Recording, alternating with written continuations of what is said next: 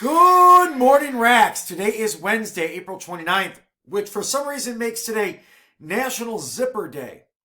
I don't know why. Let's go back to things that I brought up yesterday.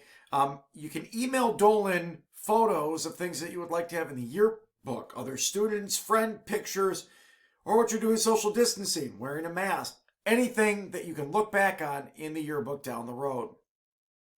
Wednesday, on the Counselors Connect Daily Actions for Happiness says, no screens before bed or when waking up. Hopefully you didn't just get up when you were watching this. And also, Laskowski is looking for uniforms, equipment, fundraising items. He wants to pick them up by the end of the week. Email him for more information so that he can get on point with it. We have no birthdays at Racks today, so Jerry Seinfeld. It's his birthday. A lot of you kids, that might not mean much to you. Most of the teachers, it probably does. There you go. All right, that's it for today. Have a great Wednesday, Rack.